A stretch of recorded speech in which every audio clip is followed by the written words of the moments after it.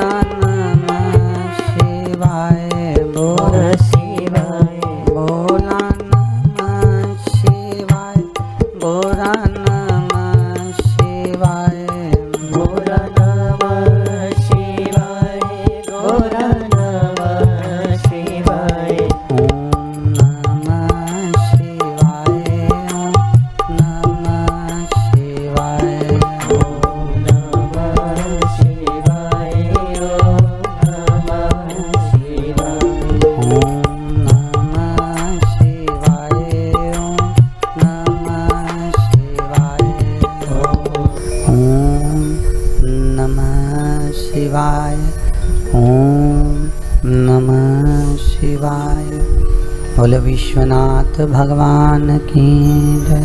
हर हर महादेव। हर हर। श्रवण करने का सौभाग्य भूत भावन भूतेश्वर भगवान ओगड़दानी त्रिकालदर्शी कैलाशी त्रिलोकी के नाथ भगवान भूत भावन भूतेश्वर भगवान शिव जो जीवन का एक आनंद सुख प्रदान करने वाले हैं, भक्ति के मूल बिंदु को प्रकट करने वाले हैं। महापुराण की कथा माँ गंगा के पावन घाट पर, पावन तट पर, इस प्रतापगढ़ उत्तर प्रदेश की पुण्यमय पावनमय धरा पांडेतारा में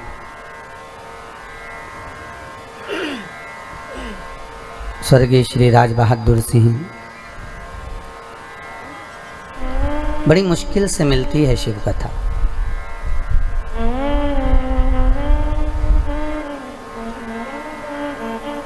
अपने अपने घरों में बैठकर ऑनलाइन ही समझो इस पावन कथा को आप श्रवण कर रहे हैं और शिव बाबा की दया से बैठे आपको श्रवण करने का सौभाग्य प्राप्त हुआ है। जो चैनल पर नहीं देख पा रहे हैं वो मोबाइल पर, फेसबुक, यूट्यूब पर श्रवण कर रहे हैं। शंभू की कृपा है, आप सबका स्नेह शिव महापुराण से जुड़ा है। जिस कामना से आप बाबा की कथा को श्रवण कर रहे हैं, बाबा आपकी वो कामना शीघ्र अतिशीघ्र पूर्ण करे। हम तो बाबा से यही निवेदन करते हैं। शिव महापुराण का एक प्रसंग रहा है कि शिव कथा श्रवण करने वाला अगर भाव से, दिल से शंकर की कथा को सुनता है तो शंकर उसकी कामना मात्र 3 महीने में पूर्ण कर देते हैं। ज़्यादा समय नहीं लेते।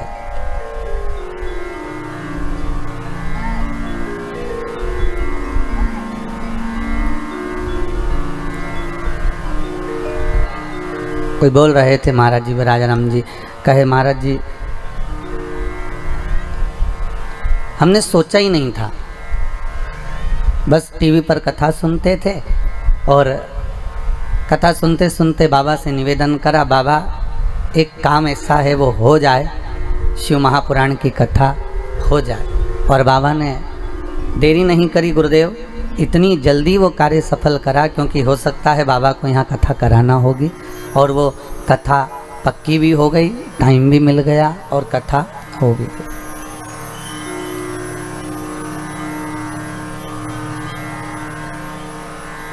पूर्व में बुक करी हुई कथा का आनंद अपन सभी को श्रवण करने को सौभाग्य मिला है। भाग्यशाली हैं आप, बड़े किस्मत वाले हैं कि भगवान ने अपने भाग्य पर भगवान शंकर की कृपा कथा श्रवण करने का मौका तो दिया।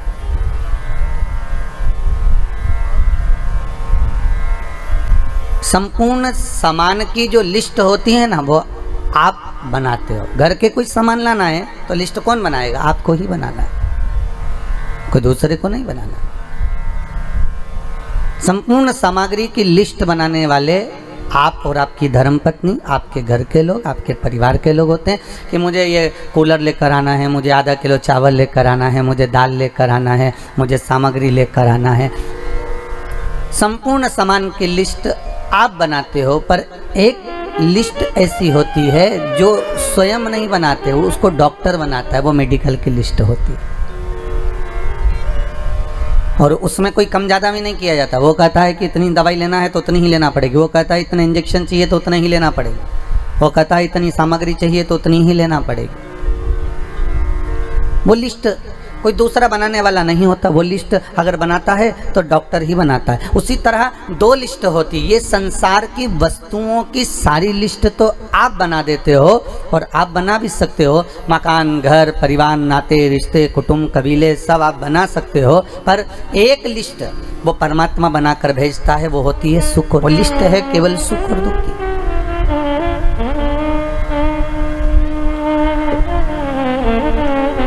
कितना सुख है जीवन में, कितना दुख है, कितना भोगना है, कितना भजन करना है, और आपकी इन श्वासों द्वारा कितना स्मरण होना है, ये सब वो लिखता है। कोई दूसरा लिखने वाला नहीं होता महाराज।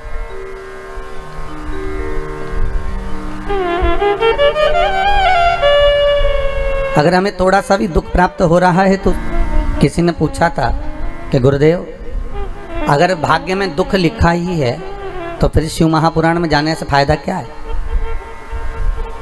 फिर भजन करने से क्या लाभ है? फिर कथा लिखा है और दुख भोगना ही है तो फिर कथा तत्व से मतलब क्या है? फिर दान क्यों, फिर भजन क्यों, फिर स्मरण क्यों, फिर कीर्तन क्यों, किस लिए? फिर उसका कोई महत्व ही नहीं। फिर मंदिर क्यों, फिर तीर्थ क्यों, फिर नाम जाप क्यों, किस लिए?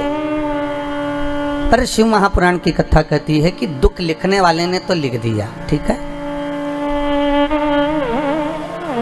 लिखने वाले ने तो जो लिखा वो लिख दिया, पर एक बात याद रखिए कि लिखने वाले ने लिख तो दिया, उसकी मर्जी थी, उसने कितना दुख कितना सुख लिखा ये उसके ऊपर है। पर एक बात याद रखो कि उस दुख सुख को हमें भोगना है, पर भोगने से पहले सुख जब हम भोगते हैं तो हमको बड़ा आनंद आता है, बड़ा एंजॉयफुल अपनी ज़िंदगी को जीते हैं। पर थोड़ा सा दुख अगर हमारी ज़िंदगी में सम्मुख में आ जाता है तो हम रोना चालू कर देते हैं, हम बिलखना चालू कर देते हैं, हम ये भूल जाते हैं कि परमात्मा ने अगर सुख में हमारा साथ दिया तो दुख में भी तो देगा, छोड़ तो ना देगा वो।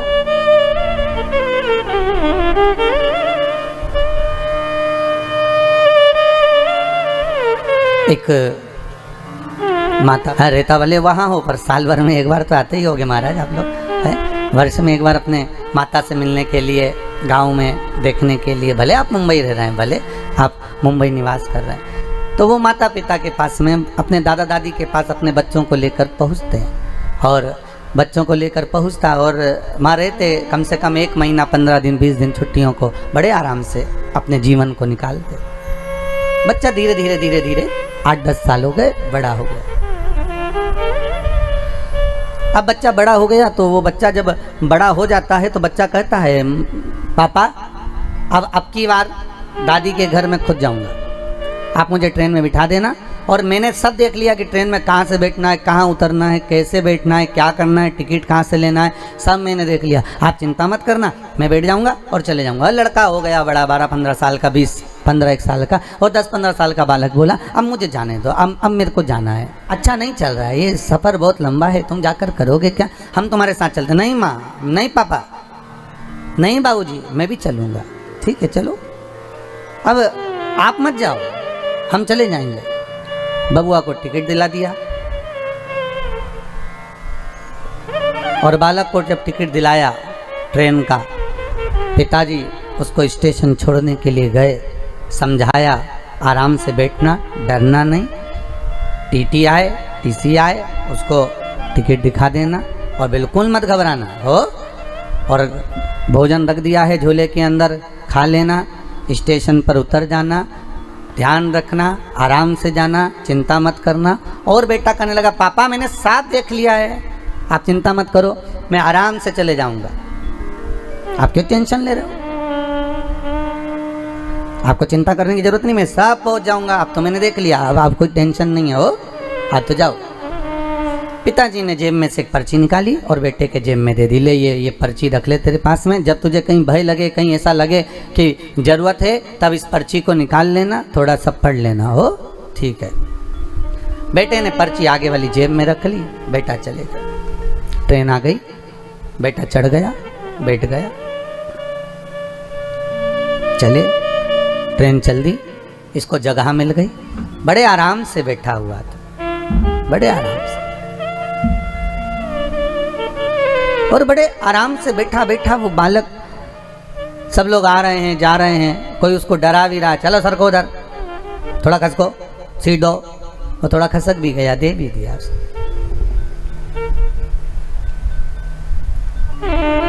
2-4 गांव निकल गए, एक आदमी चढ़ा, सीट के चक्कर में उसको डराने लगा, आंखें दिखाने लगा, वो घबराने लगा, आँख में से आंसू बहने लगे, भूख भी लग रही थी, रो रहा था। आँख से जब अश्रु गिरे तो मन में आया मेरे बाबूजी ने, मेरे पिता ने एक चिट्ठी मेरी जेब में रखी थी, उस चिट्ठी को निकालता हूँ। उस पर्ची को निकाला और निकाल कर पढ़ा तो उस पर्ची पर लिखा हुआ था, चिंता मत करना, पीछे वाले डब्बे में मैं बैठा हुआ हूँ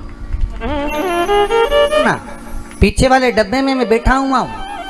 बेटे का विल पावर मजबूत हो गया, आँख का आंसू पोंछ लिया, अब डरता नहीं है, क्योंकि पीछे वाले डब्बे में पिता बैठा हुआ है। जीवन में इस तरह के दुख, तकलीफ, कष्ट जिंदगी में बहुत आएंगे, डराने वाले भी मिलेंगे, घबराने वाले भी मिलेंगे, आंख दिखाने वाले भी मिलेंगे। आंखों में आंसू जब आए तो चिंता मत करना, इस कथा को, शिव महापुराण की इस कथा को याद करना कि पीछे वाले डब्बे में मेरा भोलेनाथ बैठा हुआ है, चिंता करने की जरूरत नहीं है, तू तो अपना जगत का पिता।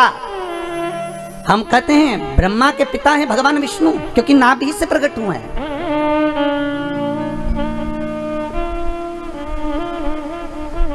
ब्रह्मा के पिता हैं भगवान विष्णु, पर भगवान विष्णु के अगर कोई पिता हैं, स्वयं ब्रह्मदेव ने पूछा कि आपका पिता कौन, और ब्रह्मा और विष्णु ने मिलकर एक खंबे का, एक सुंदर पर्वत का घर्षण करना प्रारंभ करा, एक पर्वत को घुमाना प्रारंभ करा, और उस पर्वत के घुमाने से एक लिंगायत आकृति प्रकट हो गई। उस लिंगायत आकृति से आवाज आ गई कि हे नारायण, तुम मुझे पहचानना चाहते हो? भगवान विष्णु हाथ जोड़कर बोले, प्रभु आपको कौन नहीं जानता, मैं तो जानता हूँ आप, परंतु ये ब्रह्मा के मन में आश्चर्य पड़ा हुआ है ना कि मेरा पिता कौन है, जगत का नारायण, और नारायण का पिता है कौन आखिर?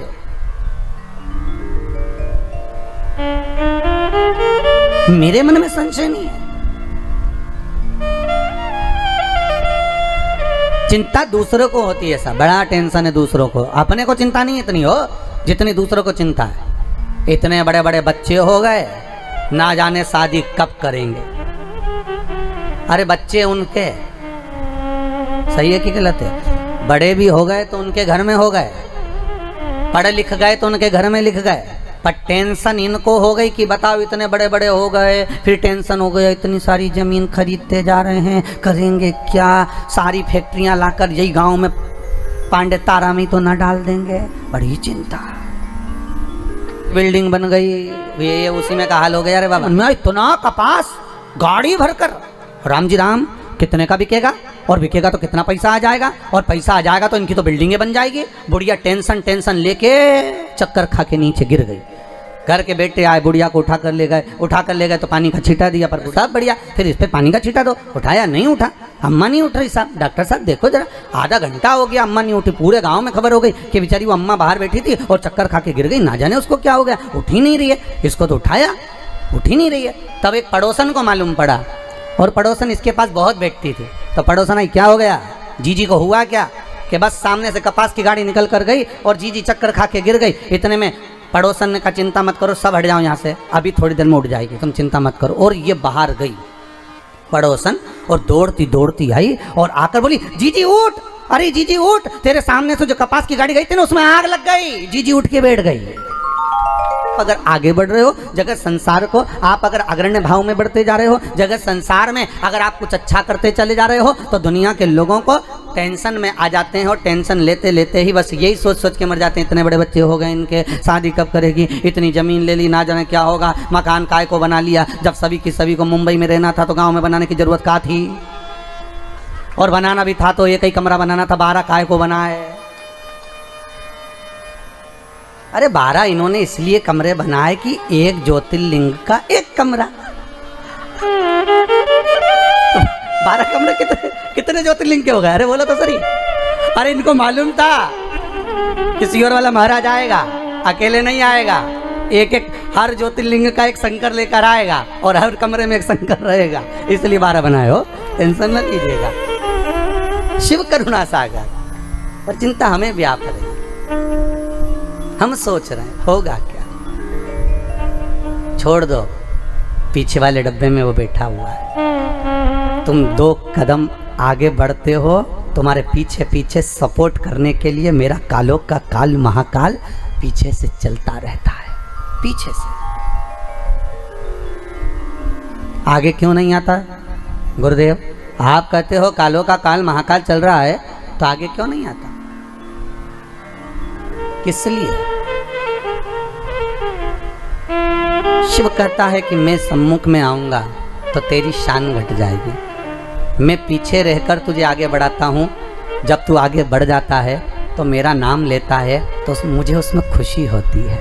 माँ, एक घर की माता सबसे ज्यादा प्रसन्न कब होती है? जल्दी उत्तर दो रे भैया, बहुत प्रेम से उत्तर देना हो। घर की माँ सबसे ज्यादा प्रसन्न कब होगी? घर की बूढ़ी माँ सबसे ज्यादा प्रसन्न जब होती है जब बच्चा कहता है मम्मी भूख लगी है, तो माँ भी कहती इतना बड़ा हो गया, अपनी धर्मपत्नी से के वो बउआ बोल, वो लाएगी तेरे लिए, भोजन बना कर लाएगी, दाल बना कर लाएगी। तब बेटा कहता है मम्मी दाल तो तेरे हाथ की अच्छी लगती है माँ, तू बना कर ला। तब माँ प्रसन्न हो जाती है। माँ को धन। आज गणगौर का दिन भी है, आज सौभाग्य तीज भी है। ये जगत जननी जगदम्बा तुम्हारी वस्तुओं से प्रसन्न नहीं होती, ये जगत जननी जगदम्बा तुम्हारे आभूषणों से प्रसन्न नहीं होती, ये जगत जननी जगदम्बा तुम्हारे मेवे और पकवान से प्रसन्न नहीं होती, ये जगत जननी जगदम्बा केवल तुम्हारा भाव देखती है कि मेरा पुत्र मेरा बेटा ये संसार का मानव मुझे कैसे रिझा रहा है, ये मुझे कैसे मना रहा है। उसकी प्रसन्नता केवल एक भाव से।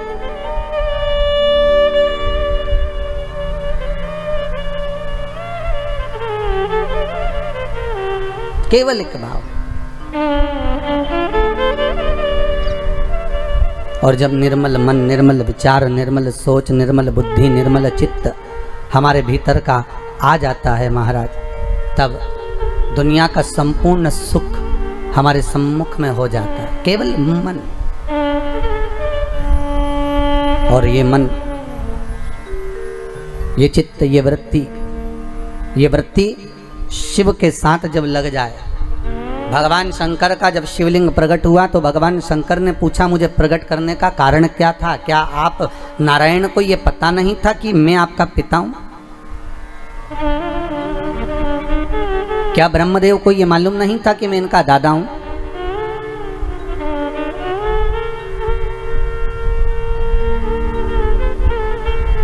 कौन है इस?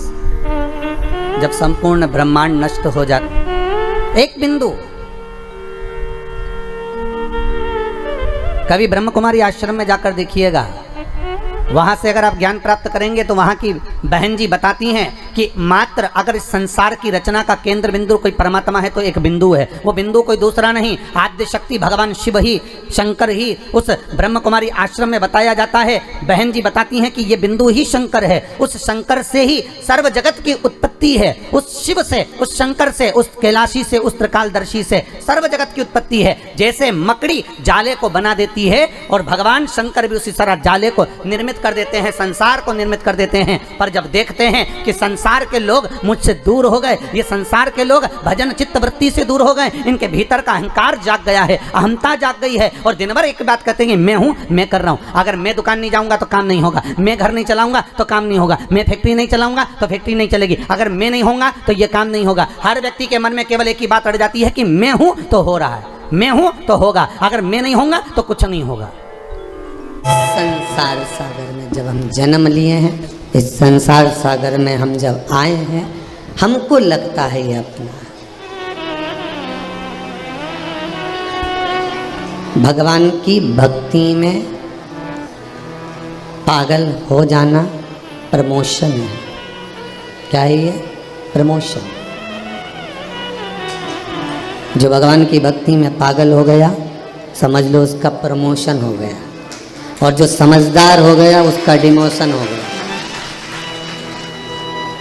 अब कोई तुमसे कहे ना ये तो पागल हो गई, कथई कथा कथई कथा कथई कथा, इसके पास तो कोई काम बचा ही नहीं है, केवल कथई कथा सुने, तो समझ लो कि अपन पागल हो गए, मतलब अपना प्रमोशन हो गया, पद बढ़ गया।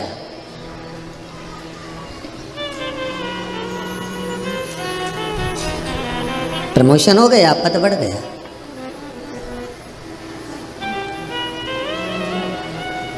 हमें नहीं होना समझदार। शिव कथा कह रही, 84 अंगुष्ठ का शरीर भगवान वामन ने धारण करा और 84 अंगुष्ठ का शरीर धारण कर कर एक हाथ में छत्र लेकर दूसरे हाथ में कमंडल लेकर राजा बलि की यज्ञशाला में जब पहुँचे हैं भिक्षा मांगने के लिए, राजा बलि देने को तैयार है कि ले लीजिए। आपने भागवत जी में तो सुना ही होगा ना सारा चरित्र, बहुत सुंदर सुंदर संवाद है श्रीमद् भागवत के भीतर, आप ले लीजिए। कितना चाहिए आपको? 3 पग भूमि।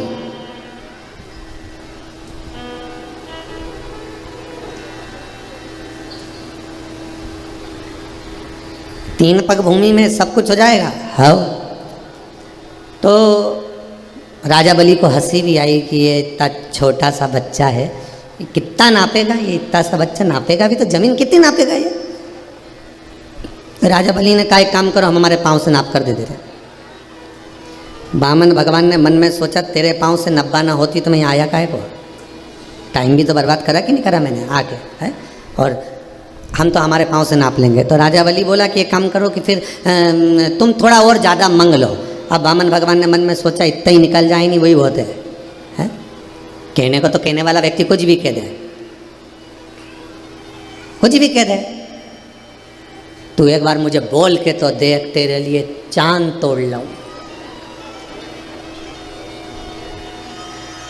तू एक बार बोल के तो देख, तेरे लिए चांद तोड़ कर लिया हूँ, सितारा तोड़ के लिया हूँ। इतने में मम्मी ने आवाज़ लगाई, छत पे से कपड़ा उठा ला,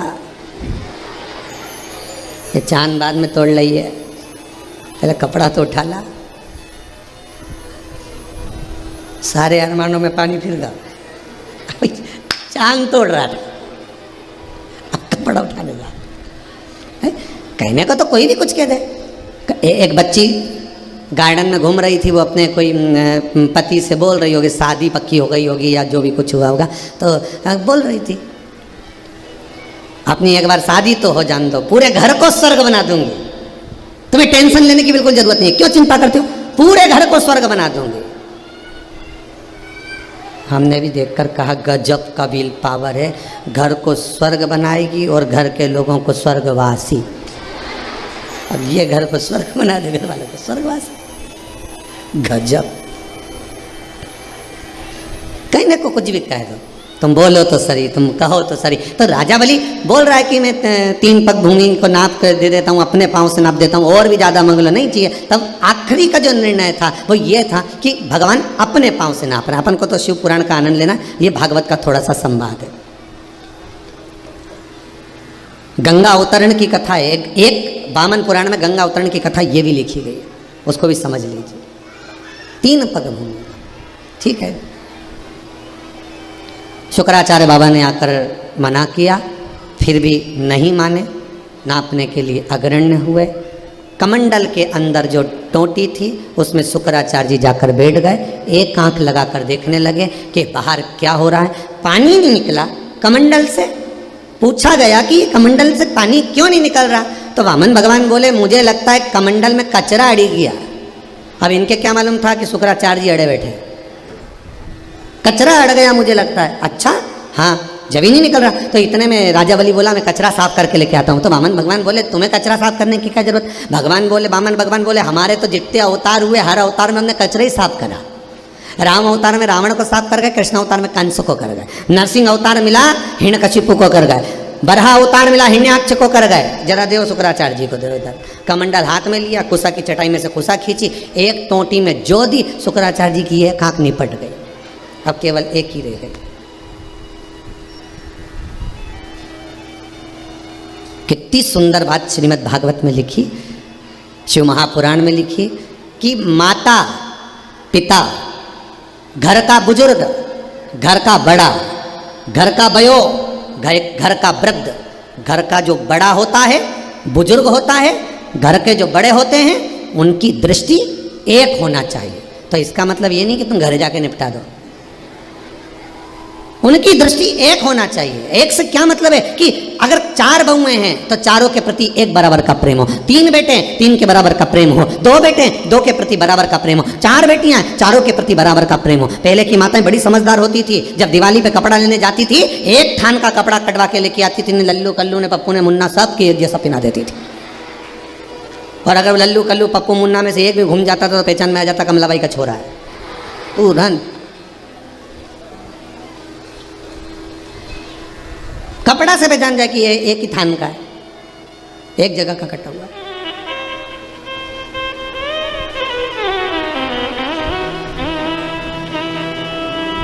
शुक्राचार्य जी की एक आंख क्यों करी गई, क्योंकि दान करने वाले को रोक रहे थे।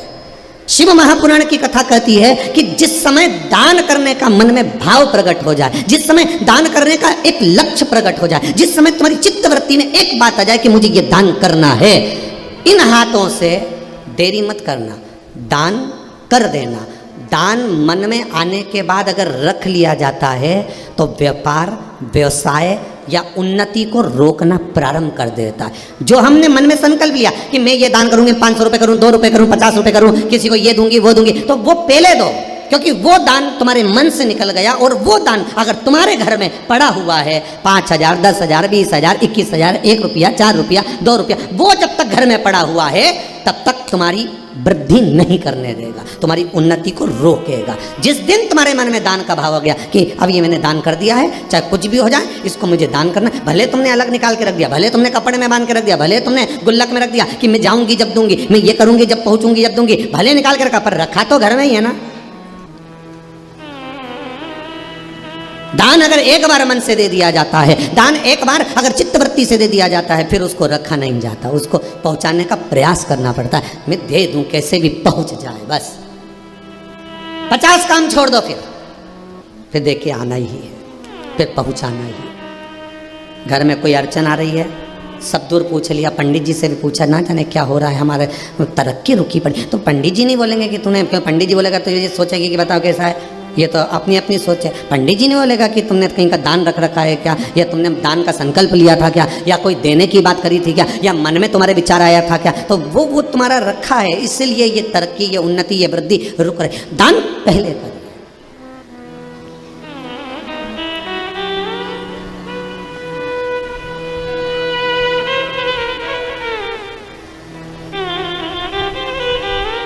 कितना सुंदर लिखा, 100 काम छोड़ो पहले स्नान करो, 1000 काम छोड़ो पहले भोजन करो,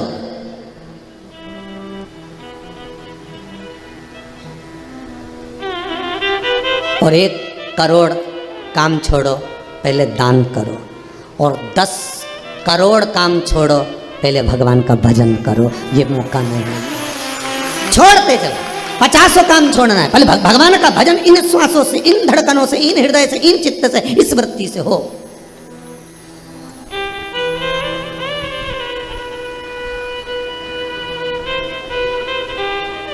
भगवान का नाम निकलता रहे चित्त वृत्ति से, मन से, ये नाम भगवान का हम जपते रहे। नाम दिल से जो भगवान का लिया करते हैं, उन्हीं भक्तों को प्रभु प्रेम किया करते हैं। आप दिल से अगर नाम ले रहे हो, भगवान को दिल से रिझा रहे हो, भगवान को हृदय से, चित्त वृत्ति से मना जी। 50 काम छोड़ना है। आपका टिफिन अगर आ गया, दुकान में अगर भोजन की थाली आ गई, दुकान में अगर टिफिन आ गया, ऑफिस में अगर टिफिन आ गया, अगर समय है कि 2 बजे छुट्टी होती है तो सबसे पहले आप 50 काम छोड़कर 2 बजे किसी से बात नहीं करूंगा, पहले भोजन करूंगा। अन्नपूर्णा आपका इंतजार ना करे, आप अन्नपूर्णा का इंतजार करो। यदि अन्नपूर्णा को आपका इंतजार करना पड़ता है तो एक घड़ी, एक पल, एक क्षण ऐसा भी आता है कि अन्नपूर्णा रुष्ट होकर चली जाती है। कई लोगों की आदत रहती है, सामने पत्नी ने थाली लगा दी, मम्मी ने थाली लगा दी, बच्चा मोबाइल लेकर बैठा है, बस अभी 1 मिनट, बस ये पोस्ट और कर दो, बस 1 मिनट, ये काम और कर दो, और कंप्यूटर लेकर बैठा, लैपटॉप लेकर बैठा हुआ। 50 काम छोड़ो, 1000 काम छोड़ो, पहले सामने जो भोजन की थाली है, जिसको खाने के लिए तुम इतनी कमाई करने के लिए तुम ये सारा फैलारा फैलाए हो, ये ऑफिस, ये दुकान, ये जमीन, ये जायदाद, ये धंधा, ये पानी, ये जो तुम कर रहे हो, ये नौकरी, ये सर्विस, काय के लिए कर रहे हो? केवल 2 रोटी के लिए, भोजन पेट भरने के लिए, और उसको भी सामने लाकर रखी है, ठंडी हो रही है, और तुम लेकर लैपटॉप, मोबाइल सब बैठे हुए हो, और वो अन्नपूर्णा इंतजार कर रही है, तो उसमें आपको दोष लगता है। कितनी सुंदर बात कही है। गर्ग संहिता के अंतर्गत वर्णन किया, जिस समय अन्नपूर्णा महारानी सम्मुख में हो तो आपकी दृष्टि कहीं दूसरी जगह ना हो, उस अन्नपूर्णा पर होना चाहिए, उस अन्नपूर्णा, उस भोजन की थाली पर हो।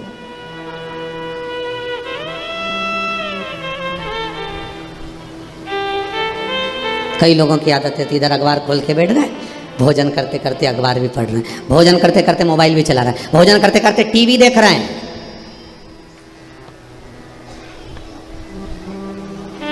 कई माताओं की आदत है, रसोई घर में से भोजन लेके आई, टीवी के सामने नाटक आ रहा था, लेके बैठ गई खाने। अब रुचि आएगी क्या? अरे 2 रोटी के लिए तरस रहे हैं दुनिया के लोग, और वो 2 रोटी तुम्हारी थाली में पड़ी है, और उस अन्नपूर्णा का तुम अपमान कर कर, उस टीवी पर ध्यान देकर उसका सम्मान कर रहे हो।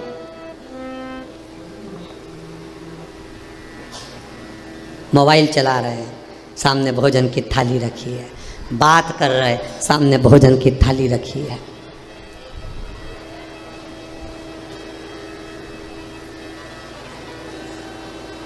कुबेरेश्वर धाम में अभी तो खेल लॉकडाउन चल रहा है,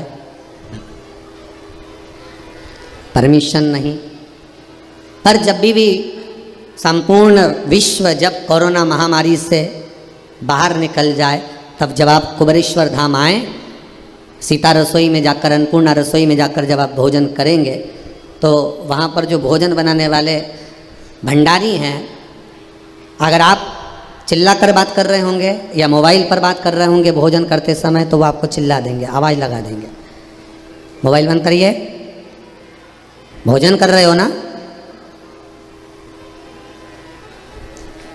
इस कुबेरेश्वर धाम में जो 21-21 हज़ार रुपये आपने जमा करे हैं, आप आजीवन भोजन भंडारे के सदस्य बने हो। जब ये मंदिर का निर्माण पूर्ण हो जाएगा कुबेरेश्वर धाम का, भोजन भंडारा तो चालू हो चुका है, पर जब मंदिर का निर्माण हो जाएगा, जिन ने 21,000 रुपये जमा करे हैं आजीवन भोजन भंडारे के, उनका नाम वो शिलालेख पर, एक बड़े से पत्थर पर सबके नाम अंकित हो जाएंगे। तुम्हारे बच्चे कभी आएंगे, अपना नाम पढ़कर गौरवान्वित महसूस करेंगे कि ये तारीख को हमारे पूर्वजों ने भोजन की व्यवस्था कर कर गए हैं। ये अन्नपूर्णा का भोजन, तो यहाँ नियम है, आप जब भोजन करेंगे वहां मोबाइल चला रहे होंगे तो मना कर दिया जाता है। भोजन बनाने वाला भंडारी मना कर देगा, या फिर अंदर जो हड्डिया जी रहते हैं वो मना कर देते हैं, नहीं साहब अंदर ना तो मोबाइल चलेगा ना आपकी बात चलेगी, आप तो सीधे भोजन करो, रस तत्व ग्रहण करो, मां अन्नपूर्णा का नाम लो, कुबेर भंडारी का नाम लो, क्योंकि उसके घर का अन्न का भाग जब हम ग्रहण करते हैं, उसके दरबार का जब हम प्रसाद ग्रहण करते हैं, तो मेरा कुबेरेश्वर महादेव किसी ना किसी रूप में हमारा भी कल्याण कर ही देता है। ये उसकी कृपा है, ये उसकी दया। तो मना कर देते हैं, आप मोबाइल अंदर नहीं चलाओगे, आपको कुछ बात करना है बाहर जाकर करिए, या फिर भोजन की थाली रख दीजिए।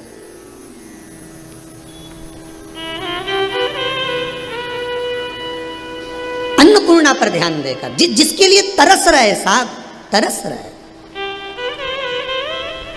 पूरी 8 बजे से सुबह से दुकान खोल के बैठा है, रात को 11 बजे तक कमा रहा है, किसके लिए? केवल रोटी के लिए, और वो ना मिले अच्छे से भी नहीं खा सको। जिस समय घर के लोग भोजन कर रहे हो उस समय पर टीवी बंद होना चाहिए।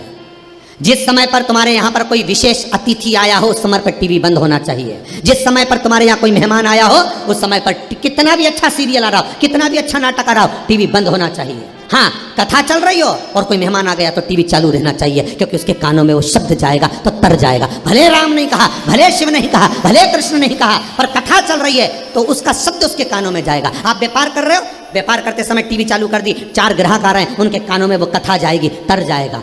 कोई सीरियल चल रहा है, नाटक चल रहा है और आप भोजन कर रहे हो, तो पहले टीवी बंद कर दो, पहले भोजन पर ध्यान दो, फिर नाटक चालू करेंगे। पर यहाँ तो थाली लेके बैठे,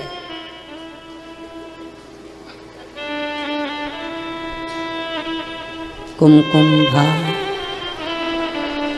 साज भी कभी चित्त नहीं।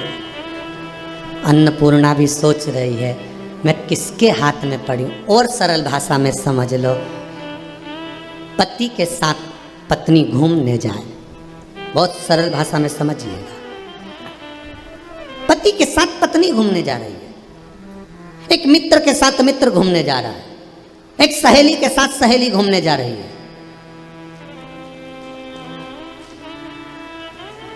और तुम बात करते हुए जा रहे हो उससे, और उसका मन तुम में नहीं है और वो मोबाइल चला रहा हो, तो तुम्हें कैसा लगेगा? सत्य बताना ईमानदारी से। पति के साथ तुम घूमने जा रही हो, अपनी सहेली के साथ मार्केट करने जा रही हो, अपने दोस्त के साथ आप शॉपिंग करने जा रहे हो, और दोस्त मोबाइल में लगा हुआ है, बस हेडफोन लगाया और मोबाइल में बस, और चला, साथ में गाड़ी भी लेकर गए और दिन भर मोबाइल में लगा, और गए थे बड़े एंजॉय के हिसाब से, चलो बात करेंगे, आधा घंटा निकालेंगे, मित्रों के साथ बैठेंगे, ये करेंगे। पत्नी भी सोच कर गई थी चलो मेरे को लेकर जा रहे हैं, आज मौका मिला है, घर पर अच्छे से बात नहीं हो पाए, हो सकता है अपन चलेंगे, 2-4 बात होगी पति के साथ। तो वो बेचारी बात करने के लिए बैठी है, वो बेचारा बात करने के लिए बैठा, और ये अपनी सहेली से बात में लगी है, कैसी है। अब वो मन में सोच रहा है कब मोबाइल रखे और कब मुझसे बात करे, और पत्नी की सोच रहा है, पति, और ये मोबाइल। अब चित्त नहीं लग रहा ना, आपका मन नहीं लग रहा ना, तो मन मोटा होगा कि नहीं होगा? आखिरी में मन मोटा होगा कि नहीं होगा? कि बताओ, हमारे साथ गया, हमारी सहेली थी, हमारा दोस्त था, पर मन मोटा। उसी तरह अन्नपूर्णा की थाली तुम्हारे हाथ में है, भोजन तुम्हारे सामने है, और तुम टीवी देख रहे हो, तो मन होगा कि नहीं होगा? दूसरी बार तुम्हारी पत्नी तुम्हारे साथ घूमने जाएगी क्या? पहले कह देगी या तो मोबाइल रख लो या मुझे रख लो। सहेली बोलेगी कि नहीं बोलेगी? सहेली बोलेगी कि नहीं बोलेगी कि मेरे साथ चल रही है तो देख मोबाइल घर पे छोड़कर चल, या लेके चल रही है तो देख बात मत कर। दोस्त भी कह देगा दिन भर तो कानों में ये लगा के रखता है और मोबाइल चलाता रहता है, कम से कम दोस्तों से मिलने आए तो थोड़ी देर तो अच्छे से मिल, इसके बाद चालू कर ले। तो थोड़ी देर के लिए, अन्नपूर्णा के लिए, भोजन के लिए, उस अन्न माता के लिए अपनी ये टीवी, अपना ये हैंडसेट, अपना ये मोबाइल, अपना ये लैपटॉप, अपना ये कंप्यूटर छोड़कर 15 मिनट, ज़्यादा से ज़्यादा 20 मिनट में भोजन हो जाता है। उस अन्नपूर्णा को समय दो, तो वो अन्नपूर्णा जब शरीर में जाती है तो रोग उत्पन्न नहीं करती। और रोग कौन सी अन्नपूर्णा उत्पन्न करती है वो भी समझ लीजिए, तुम उसको समय नहीं दे रहे। रोग कौन उत्पन्न कर रहा है? घर पे आके झगड़ा कौन करेगी? तुमने जिसको लेकर गए तो समय नहीं दिया, झगड़ा वो करेगी। उसी तरह टीवी देख देख कर भोजन करो, डायबिटीज होगी। टीवी देख देख कर भोजन करिए, बीपी शुगर सब होगा। यहां तक शास्त्र कहता है कि टीवी देखकर भोजन करने वालों की हेल्थ बढ़ती चली जाती है। बोलो, बोलते कि नहीं बोलते? बच्चा अगर टीवी देख रहा है और भोजन कर रहा है तो उसकी हेल्थ बढ़ती चली जाएगी, रोग बढ़ते चले जाएगा। मोबाइल देखकर भोजन कर रहे हो, रोग बढ़ता चले जाएगा क्योंकि ध्यान नहीं रहता, और वो वसा के रूप में काम करती है। और अगर हमने सब दूर से त्याग कर रस तत्व को ग्रहण करा है, भोजन का रस ग्रहण करा है, तो वो अन्नपूर्णा, जिसका अन्न उदर में जा रहा है, वो हजारों औषधियों के बराबर हो जाता है, औषधि के रूप में हो जाता है। पर हम त्याग रहे हैं, हम त्याग रहे हैं। भगवान वामन का चरित्र कर रहा है, नहीं चाहिए हमको तो 3 पग भूमि चाहिए, 3 पग भूमि नाप लीजिए, दान करने का मौका मिले दान करिए। शुक्राचार्य जी ने दान को रोका था, इसलिए आंख चलेगी। दान, पुण्य, कीर्तन, सत्संग जो करना है समय पर करो, कल पर मत टाल।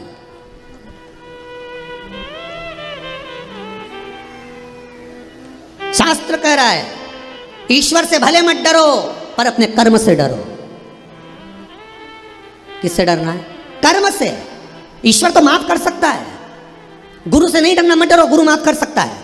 माता पिता से नहीं डरना, मत डरो, माता पिता माफ कर सकते हैं। घर के बुजुर्ग से नहीं डरना, मत डरो, घर के बुजुर्ग माफ कर सकते हैं। परमात्मा से नहीं डरना, मत डरो, परमात्मा माफ कर सकता है। पर कर्म मनुष्य का कभी माफ नहीं करता, वो तो भुगताता है, भोगना तो पड़ता है, चाहे रोके भोगो चाहे हंस कर भोगो। गुरु माफ कर देगा, ईश्वर माफ कर देगा, शंकर माफ कर देगा, पर कर्म कभी माफ नहीं करेगा, कर्म तो भुगताएगा। जैसी करनी करोगे वैसा भोगना पड़ेगा। सियोर वाला महाराज तो यहाँ टीवी के सामने आस्था चैनल पर बोल देगा कि भैया भोजन टीवी बंद कर देना चाहिए, भोजन करते समय नाटक बंद कर देना चाहिए, भोजन, हाँ अगर भजन आ रहे हो, हाँ अगर कथा चल रही हो और उस समय पर आप भोजन कर रहे हो, बिल्कुल पहले का नियम था। पहले जब पति भोजन करता था, बेटा जब भोजन करता था, माँ पल्लू झेलती थी, बोलो सही है कि गलत है, पंखा झेलती थी, और झेलकर फिर माँ प्रेम से भोजन कराती थी। कोई भजन गा लेती थी, पत्नी कोई गुनगुना लेती थी, कोई जब गुरुजन भोजन करते, आज भी नियम है, ब्राह्मण सदगुरु जब भोजन करने बैठते हैं तो जो शिष्य होते हैं वो मंत्रों की ध्वनि करते हैं, स्मरण करते हैं, भजन गाते हैं, नाम जाप करते हैं।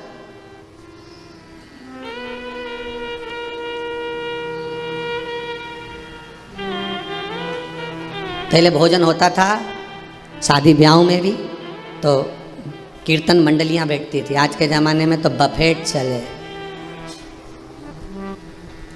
और गाना चले, थारी अखियां का जो जादू।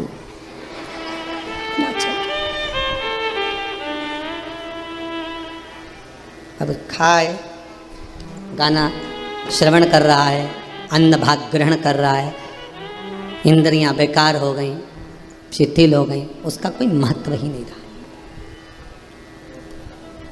पहले के भोजन से भजन की मात्रा बढ़ती थी, आज के भोजन से काम की मात्रा बढ़ती है। लोभ, आसक्ति, वासना, तृष्णा, काम, ये सब बढ़ रहा है,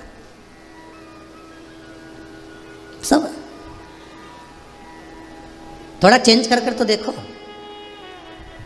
थोड़ा सा तो बदल कर देखो कि आज से मैं नियम लेता हूं, श्रावण का दूसरा सोमवार 1 वर्ष तक का नियम ले लो, तुम ज्यादा मत लो, 1 महीने का नियम ले लो कि 1 महीना, 1 वर्ष, 6 महीना, 4 महीना, चतुर्मास का 4 महीना मैं टीवी देखकर भोजन नहीं करूंगा, मैं टीवी देखकर भोजन नहीं करूंगी। फिर उसका जो असर होगा वो देखिए, रोग बीमारी कम होती है कि नहीं होती, और मन भगवान में लगता है कि नहीं लगता, खुद मालूम पड़ जाएगा। क्योंकि अन्नपूर्णा अपना असर देना प्रारंभ कर देगी, अन्नपूर्णा अपना रस देना प्रारंभ कर देगी।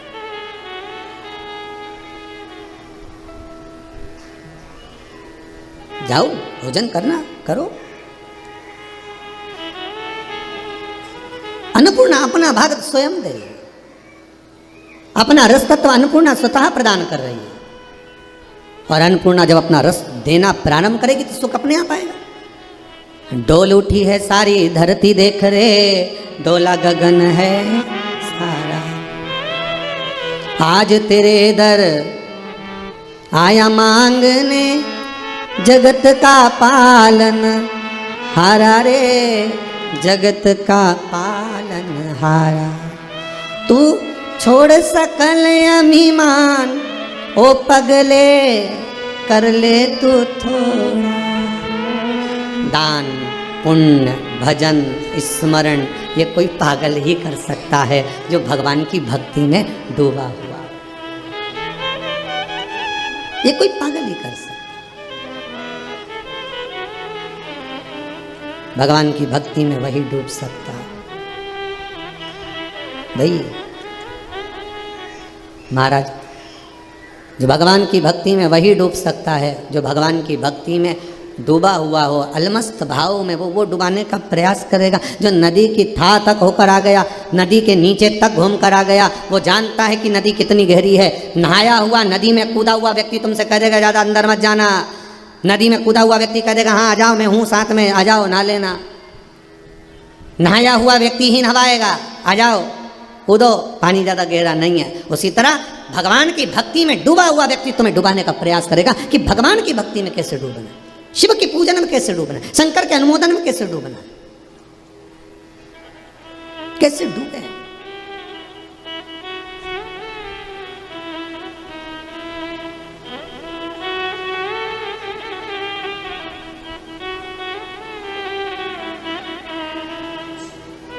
और जब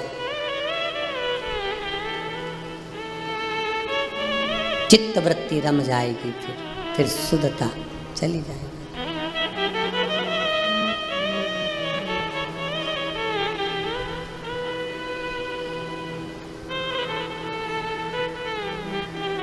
फिर नहीं भाई,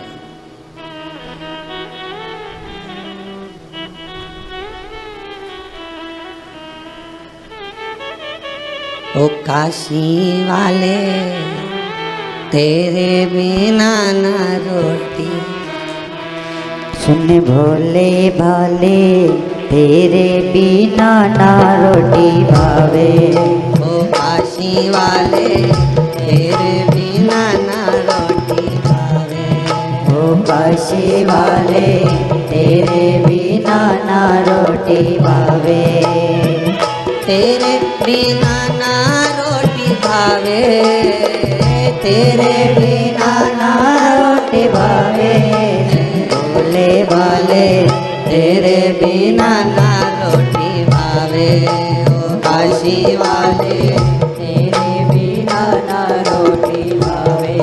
भावे, तेरे बिना ना रोटी